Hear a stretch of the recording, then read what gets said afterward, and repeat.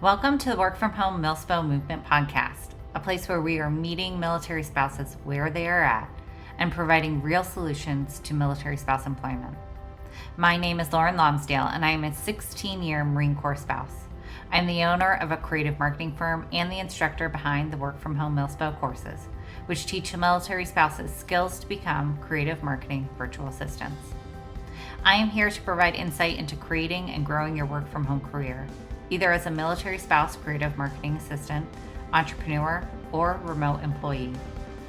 Join us as we create a movement towards better solutions for military spouse employment, combat financial insecurities for military families, and work to increase service member retention by helping increase the betterment of military spouse and military family mental health. Hey everyone, Lauren the Work From Home Milspo here.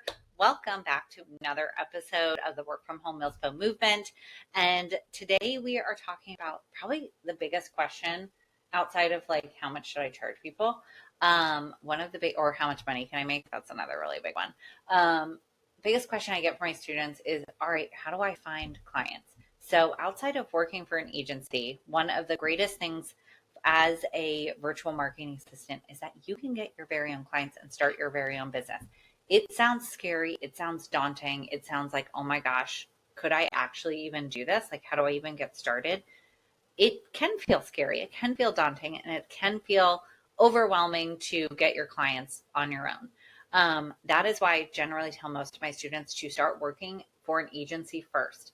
And the reason I tell them to start working for an agency first is because you don't have to worry about everything that comes along with getting clients, not only just finding them, but also doing the invoicing, doing the contracting, doing the proposals, doing the meetings, and then actually doing the work. It is nice to have a year or so to really get your feet wet in working with clients, how you communicate with them, how you handle problems, how you get some more experience under your belt actually doing these things, and then taking clients thereafter and not having to worry about, for that first year or so, not having to worry about all the other stuff that comes with running your own business. You really can just focus on gaining the experience. And then when you do decide to start getting your own clients, you're confident, you know what you're doing, you can handle any problems that come your way or tasks that maybe you're not familiar with in a really professional way, because you have this experience. You're not like, oh shit, excuse my language, but not really, because I'm a Marine wife. So, oh shit, like how do I do this? What do I do?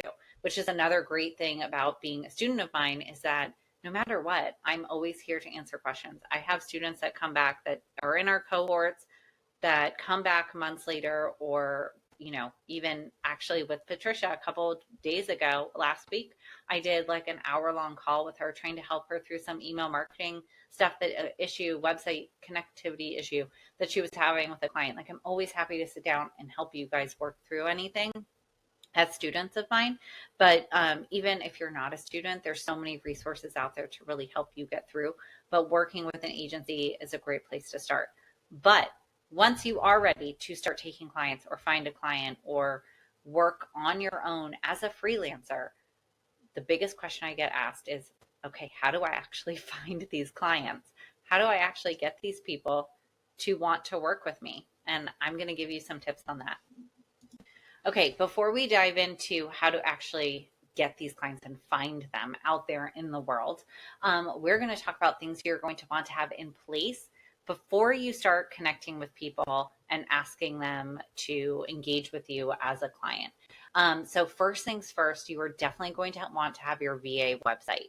The reason being you want to have this website is you will find when you're reaching out to people through different networking platforms, whether it's Facebook or LinkedIn or something like that, that if somebody says, hey, I'm looking for a VA who can do XYZ, one, these people are going to get 800 messages or answers to their thread about, hey, I can help you. One way to make yourself stand out is to have a website, because a lot of these people, and you'll find it more and more through some of these networking groups and platforms and things like that, you'll find that people will just be like, I can help you with that. But having a website allows you to showcase that you are professional. You know what you're doing. You can do this. You have the trust and authority to be able to complete this work. And it really gives you that extra professional oomph compared to the other people. So simply being like, oh, I can help you with this versus being like, hey, really love to help you with this project. You can check out my portfolio here, link your portfolio. You can check out, if you'd like to book a call, book or put your contact page on from your website. Like these things can really help you gain your clients. I can't tell you the number of times that I have done that, or my personal assistant has done that, and people will contact me and be like, I love your website, I want that, and so it really helps to showcase what you can do and what you can provide for people. So number one, out the gate, is your website. Number two, and this is going to sound a little crazy, but it's true, is a domain-based email. Having something that's, hello at your I can never say this, your url.com. I just should say your domain, yourdomain.com. Looks so much better than being like my VA website at gmail.com. Again, it is a perception issue. It is giving trust and authority to something that people don't know you from Adam, right? So by showcasing not only your website, but having a professional email makes you look like you've got your shit together and you know what you're doing. And even though maybe on the inside you don't feel like you've got your shit together, it will make them feel like you know what you're doing, you're professional, you're established, you have experience, you're an expert in this area. It gives so much brand trust and authority to have that website and to have your domain email address, which is really easy to set up and really does not cost much. And for some website platforms, it might not even cost you anything, but it is so beneficial to have and is a great way to give that trust and authority right out the gate. Okay, the next thing kind of goes along with your website, which is something we do in our course and something that I talk about quite a bit, is building your portfolio or having a portfolio available for them to look at. Now, if you're working for an agency first, before you start taking clients, you're going to need to make sure that you check with the agency if you are allowed to share any work that you do with a client. Some agencies will say, absolutely not. This is our work. You don't have the ability to share this with other people. And some agencies will be like, yeah, sure, you did it. Like, that's fine. I myself, for any VAs that work for me in my agency, they can share whatever they've done for my clients as long as they say they did it with the Aura agency. I don't care. Like, they did the work. They should get credit for it. And I want them to have the opportunity to build and grow their portfolio and build and grow their career. So you just need to check if you work for an agency first. If you don't work for an agency, or the agency says, no, you can't share anything, and you really want to build that portfolio, one thing we do in our course and our cohort is build a fake brand. Make something up. Make the landing page, the homepage for them. Make the email marketing platform or the email marketing newsletter, and do some social graphics, and do all of the things you normally would for a client. You've built it. It is something that you can do. It may not have been experienced with an actual client, but it at least can show your style, what you can do, your skills, and your technique in this creative space, in the area of web design, in the area of email marketing, in the area of social media management. And you can really showcase what you are able to do, even though it's not like a real client. It's still work that you've done. So as you're kind of building, growing, gaining that experience, like I said, if you don't work for an agency, or the agency doesn't allow you to share what you've done with their clients, with clients under them, that's a great way to build your portfolio. And having this to show potential clients is a great way to just show what you can do. And even outside of maybe not having worked with a client before, or worked with very few, it still gives you that level of brand trust and authority to say, hey, I can do this, and this is what I can do for you as well. Okay, the next thing you're going to want to do, again, kind of goes hand in hand with your website, is have a way for them to contact you. I wouldn't say always the best option is to leave your email address. Sometimes, and oftentimes, and I usually tell this to my students, is to have your booking platform right there on your website or on your contact page. And anytime you do reach out to somebody, don't just give them your website. give them your contact page, bring them directly to the page where you have your calendar set up so they can go and book a call right away. Unless they specifically ask for your portfolio or something like that, I direct everybody right to my contact page. Hey, let's book a call. And they can set up a call right then and there without even having to think about it or to find the page or do anything else. We are a fast consumption society. Everyone wants everything really easy for them, done really easy for them. They don't want to search for anything. So by doing this, you can bring them directly to your contact page. That also brings me to the fact that you're going to want to actually have a way for them to contact you. So having your email address is a great option, but having a Calendly set up where you have scheduled blocked calls is great for you to have for them to just go ahead and book that call. So you're going to want to make sure you have that set up as well. The next thing I suggest you do, whether you make this as a formal item or product that you share with potential clients, or you just have it for yourself as a guideline, is a pricing guide. The reason I suggest this is that it really helps you to have a baseline of what you're going to charge and do for clients right away. It allows you to not have to think about, okay, how much am I going to start with this website and giving different prices for different people and all these different things. It really helps give you your own guidelines. And if you decide to give it to a client, a pricing guideline, you can create it in Canva and make it all pretty and all sorts of things. You can do like an introduction to yourself, to your brand, how to get in touch with you, client references or a portfolio if you have those. And you can have, what to expect when working with each other, things like that. If you decide to hand it to a client, it also gives them a good idea of what your price points are. This can help weed out some of the people that are just not a good fit for you. You might be newer to the virtual marketing assistant space, and in that case, you may have a little bit lower prices, but as you gain more and more experience, your prices are going to go up, and you're going to find that those people who don't want to pay that amount because of your expertise and your experience are going to be less likely you get to weed them out, right? So you're not working with these people or taking the time to have a meeting with somebody who says, oh, you're too expensive for me. So having the pricing guide can be a great thing to have, but I also don't send it right away to everybody.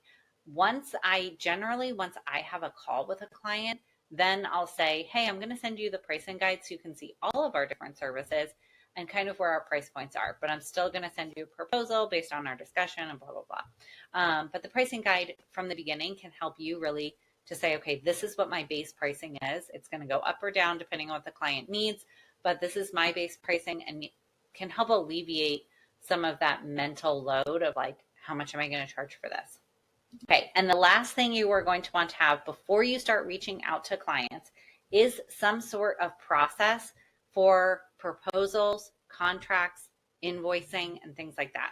Whether you use a system like HoneyBook, which is what we teach in our course, or you just do this on your own through PayPal or QuickBooks or whatever you end up using, Wave, some sort of invoicing system, or just, sending a paper invoice, that's up to you. But you are going to want to have something set in place before you start taking clients, because once you start taking clients, you don't want to have to be making these things on the fly. You're going to want to have a branded proposal, a branded invoice, a branded contract. Really think about these things. Again, we talk about this in the course about what types of things you're going to want for all those things, especially based in contracts. And I think I did a podcast episode a while back about making sure some things you want to make sure you have in your contract.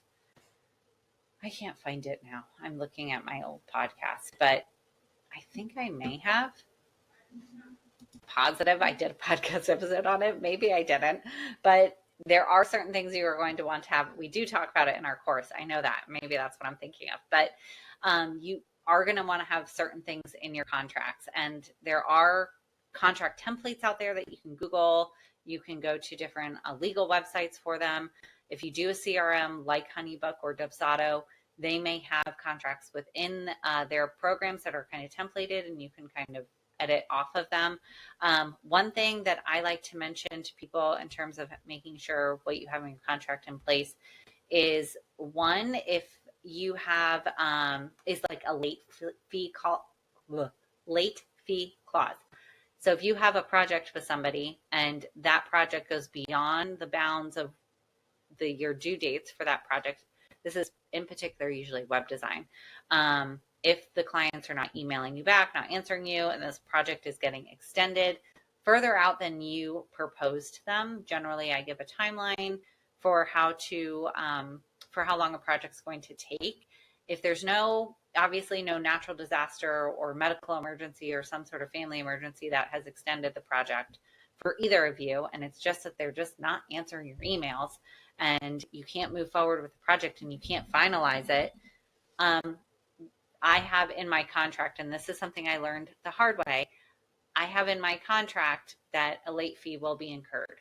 The reason for this is because if I don't have that, that's when people come back or when I didn't have that, I would not be able to take new projects because I still had this project in my bucket, and I couldn't extend myself by taking somebody new when I wasn't sure when this person was going to come back to me with a bunch of different changes, and then I'd have to do them really fast and all of this stuff. So I ended up putting a contract clause in my contract that says if we go beyond the due date without any fault of myself or hasn't been spoken about, needing extra time, and there's no natural disaster, no family emergency, and it's just basically that they're not answering me, that they incur a fee, every week. And then after that, it's like every day. Anyways, some sort of contract clause in there in case projects go late. The other contract clause I have in there is for recurring invoices for social media management. For social media, we do a baseline initial contract of 6 months. After that, it's 3 months thereafter. Reason being is because socials can take quite a bit for us to really get the ball moving and really see any growth or engagement can take some time. And then 3 months thereafter, that's how we curate our content. So that's just one of the contract clauses I have in there. But for you, before you start taking clients, what you are really going to want to make sure you have is that you have a proposal template made out that you can fill in for your clients, that you have some sort of invoicing system, whether you're going to use Honeybook or something like that, some way to invoice these clients. Are you going to use PayPal? Are you going to use Stripe? Are you going to use Honeybook? Whatever you're going to do, some way for them to pay. And then you're going to want to have your contracts in place for your different services. You're going to want to have one for web design, one for social media, one for kind of general like email marketing, VA hours type thing. And you're going to want to make sure you have those contracts in place before you start taking clients. Because when you do start taking clients, you're already in this space of, oh my gosh, I'm working with somebody on my own. I'm doing this all by myself. You're probably handling your own socials. You're answering all your own emails. You're trying to get these SOPs in place. And when you're trying to work these things on the fly, you're going to make mistakes. So if you have them set up ahead of time, you will be able to look at things, process things, think of things that you forgot, and fix them before you start taking clients. Of course, there's always going to be things that come up that you're like, oh my gosh, I should have put that in there. You're going to learn along the way, as everyone does. But working this kind of like admin stuff ahead of time will really set you up for success. Okay, so those are everything that you need to have in place. Now we're going to get to the nitty gritty, the juicy part, which is how do you even find these people? So in true mom life, I had to pause the podcast to go pick up kids from school. It's actually now an hour later that I'm starting this over. So we finished up talking about the things that you need to have in place before you start finding these clients. And where do you find these clients? How do you actually get them once you have done all these things and you're ready to hit the ground running? Where do you find these clients? This is probably the hardest thing for me to answer. And it seems silly because I built this marketing firm from the ground up. And, now we're multi six figures. We have 13 virtual assistants under us. I have a personal assistant. I've done all these things. And when people ask me this question, I'm like, I don't know. Like, it can be really kind of hard to answer because my answer is somewhat unconventional. When I first started looking for clients of my own, I did it on Facebook, and it sounds crazy. It sounds like, why would you go to like Facebook is so archaic. You should be doing Instagram and social media ads and all these things. But I can tell you the best way to start gaining clients and to continue to gain clients is word of mouth, referrals, and networking. These are ways that really truly work to build your business. And I can say this for almost any business. I think maybe product based, you could say like, okay, you really need to run ads and things like that. But even then, when you're talking about networking with people and getting your stuff out there, really talking to people in person can be so unbelievably beneficial. And the reason I say that is because even if you don't, or if that person can't use you for a service, there is a possibility that they know somebody who can use you. And so I talk about this a lot where I, talk about networking and things like that. But let's talk about these 3 different ways to find clients. First, we're going to start with Facebook, and then we're going to go into in-person networking, and then we're going to go into how to find clients via referrals and word of mouth. So let's dive into that part. All right, so number 1, talking about Facebook. Finding clients on Facebook, again, sounds so ridiculously archaic, but it is how I found my very first clients. My very first clients came from a Facebook group with the Association of Military Spouse Entrepreneurs.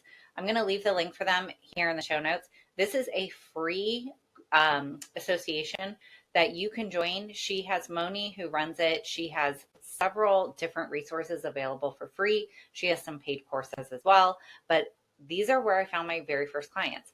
And I, since then, have found additional clients. I've done master classes with AMC. I'm the lead chapter chair, whatever. I run the chapter here in Okinawa, and it is such a great resource outside of like the resources she provides. It is such a great way to find clients, because you will find when you are a military spouse, that's a really easy niche to go for. If you're not sure who you want to work with, what type of niche you want to work with, kind of focusing on military spouses and say, hey, I'm a military spouse who can do that for you too. That can really be like, oh, it's immediate trust and authority, right? Immediately. So that's how I found them. My first 2 clients, like I said, came from AMC. She doesn't have a Facebook group anymore. She uses an app called Circle, but back then it was a Facebook group.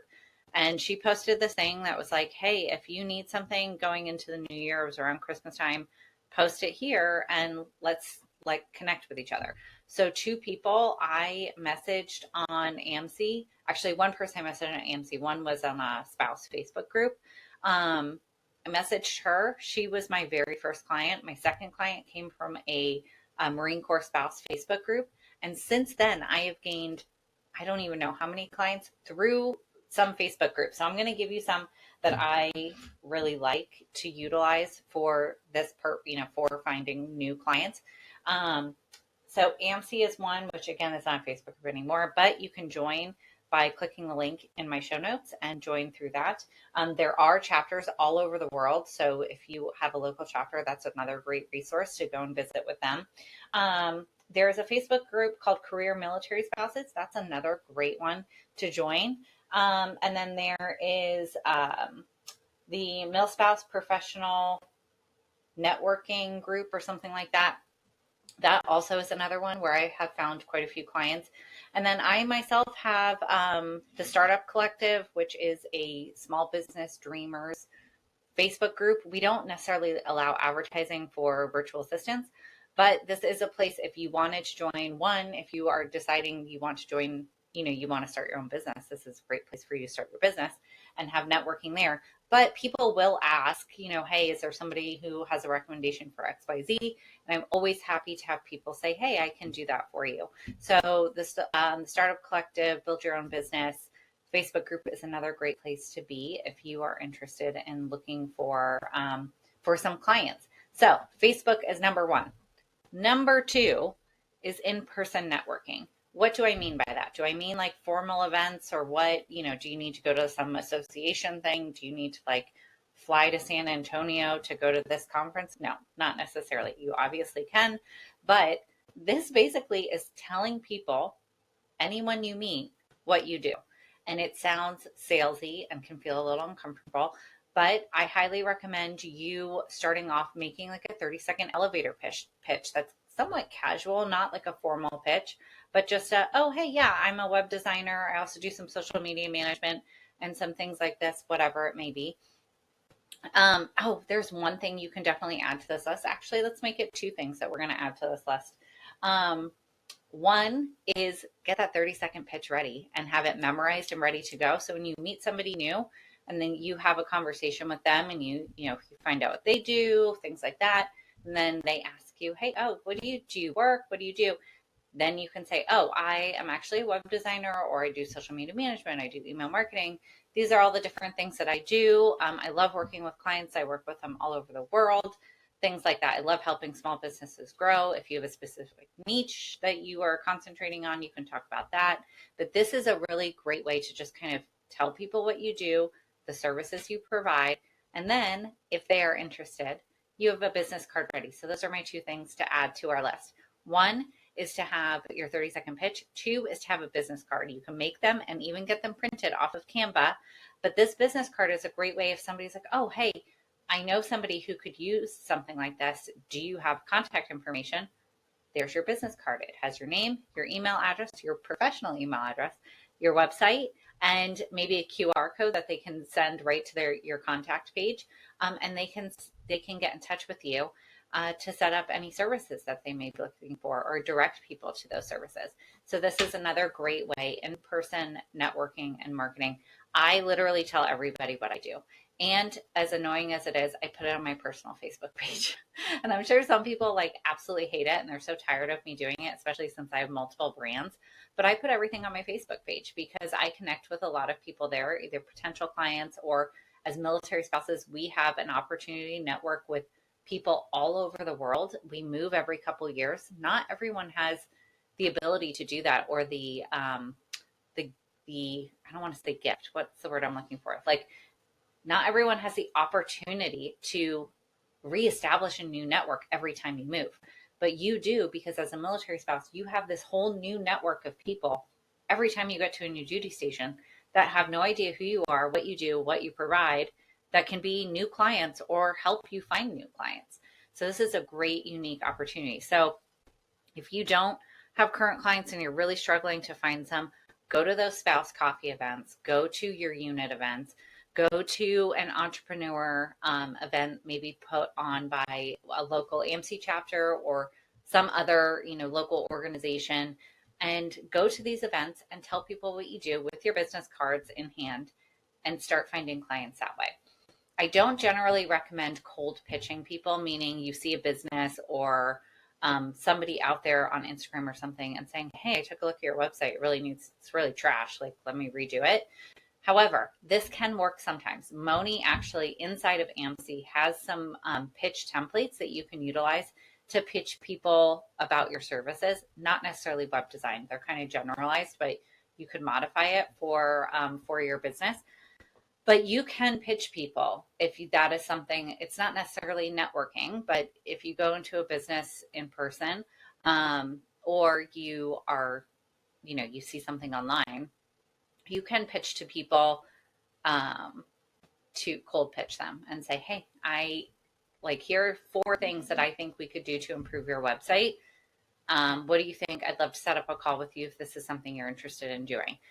That is, the worst thing, the one thing I tell my students and I tell my own clients when they're doing any sort of PR or anything like that, is the worst thing somebody can say to you is no.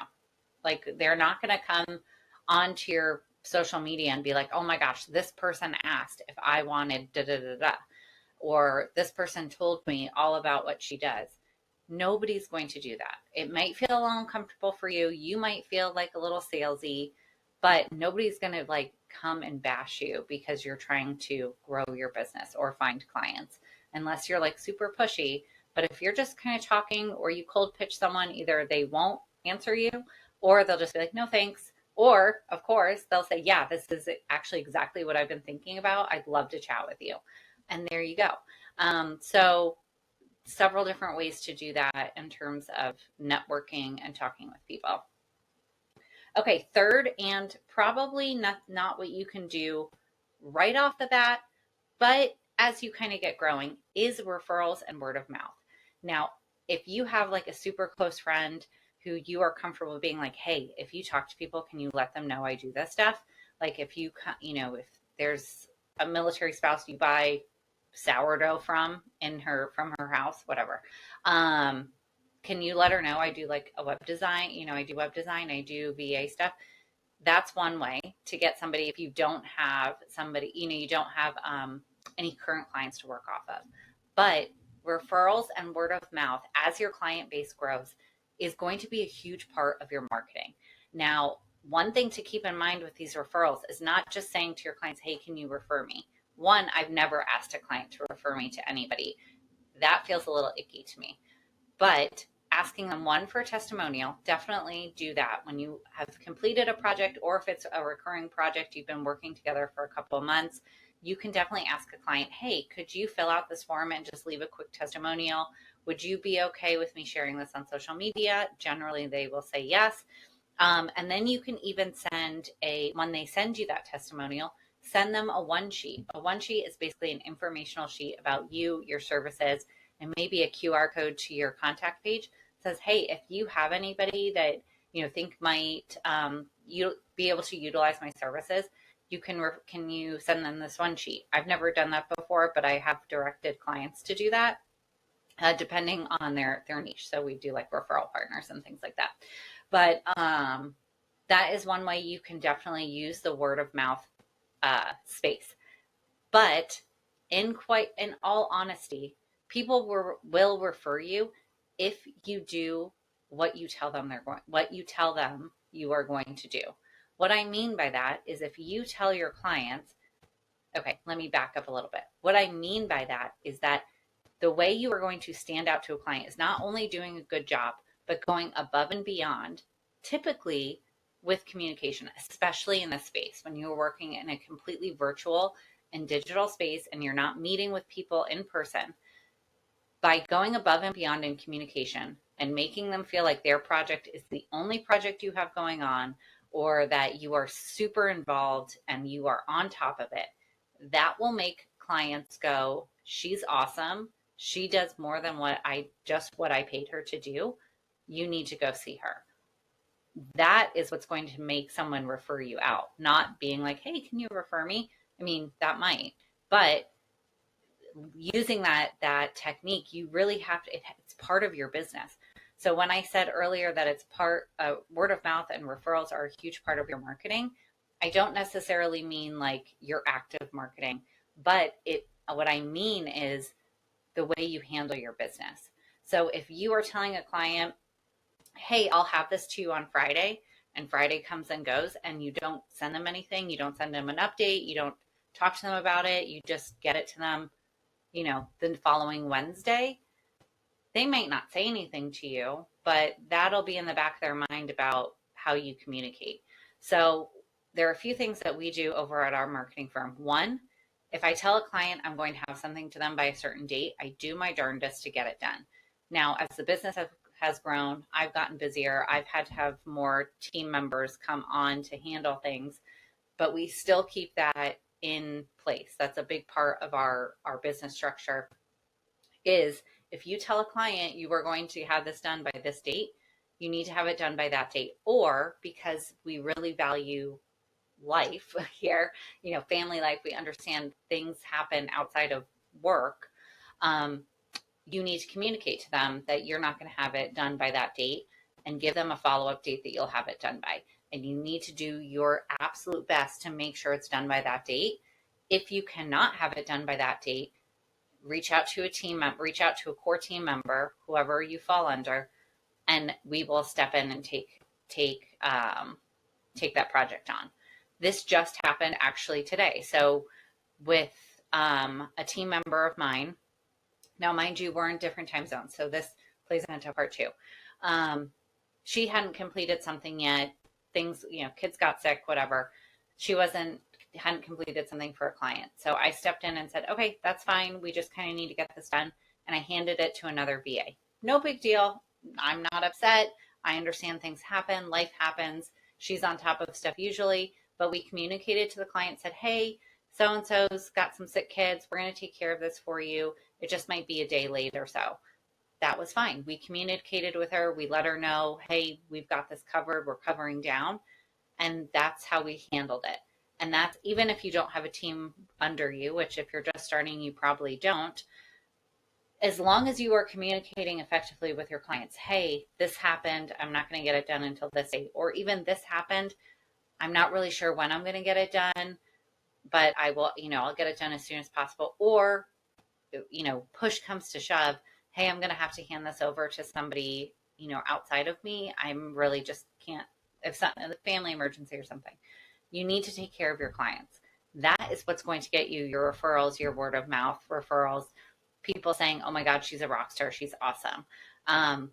This happened. This is probably where like 85-ish% of my business comes from word of mouth. Clients that I've had before who have referred me out to other clients. And it's a huge part of my marketing. And what really makes me stand out from other people, or what I try to do to make sure I stand out to my clients, is our communication. So not only do we keep clients updated continuously, but every single week we send every single client an update email. We do a check-in that says, hey, is there anything you need for your project? This is where we are in your project. This is what we're working on this week. And just give them a general idea of like, this is what we've got going on, and just touch base with them. And just, those touch points of like, this is what we're doing. This is what we're working on, so that they feel like, especially if it's a project that has a lot of space in between, we're working on things for a long time, or is more like a recurring project where we're just doing social media every month, whatever. We still send a weekly email that just says, hey, just checking in. Do you need anything? We're working on this account this week, whatever it is. And that really helps as well. So that's where your word of mouth is going to be coming in. All really important stuff, all great ways to find clients. And like I told you before, like I said before, word of mouth will probably come a little bit later as you start gaining clients, but it's something to keep in mind even with your first client. Go above and beyond in the communication. Ask for a testimonial so you have that for your own staff. And, just be forthcoming about anything that's going on in your life so they feel like they're being taken care of. They're spending a lot of money. They're giving their business into your hands, which to them can feel like their baby, and it's really valuable to them. So let them know that it's valuable to you too. So, all right, I think that's it. So let's just cover down everything that you're going to want to make sure you have in place before you start reaching out to clients, and then the different ways to reach out to clients. Things you're going to want to have in place. It was originally 5. We've made it 7. So now it's your website, a portfolio, a contact page or way to contact you, book a call, things like that, a pricing guide, a system for proposals, contracts, and invoices, a 30-second elevator pitch that you can give quite easily and casually to small talk acquaintances, and your business card readily available. You can do that in Canva. And then to find clients, Facebook, great way to do it. In the show notes, there's going to be a couple different Facebook groups you could join, as well as the Association of Military Spouse Entrepreneurs. And then you are going to, for your in-network, or not in-network, I'm not TRICARE, your network marketing, not network marketing. I'm also not an MLM, but your in-person networking. I don't know. That was very complicated to get to. Your in-person networking, you're going to want that 30-second elevator pitch and your business cards, and make sure you put yourself out there. Talk to people. Don't be afraid to join a spouse coffee event or go to unit events or do these things outside of your house. You don't have to be enclosed in your house. And then, of course, your referrals and word of mouth as you continue to grow your business.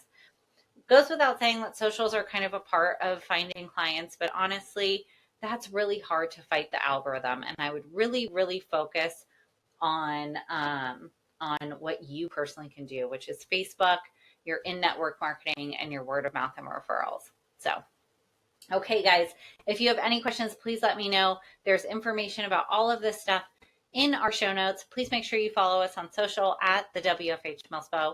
And we are on Instagram and TikTok and Facebook. And we have a Facebook group, which is also going to be linked in here, which is a virtual marketing assistant Facebook group. I go in there live once a week to talk about all sorts of different things about being a VA and things like that.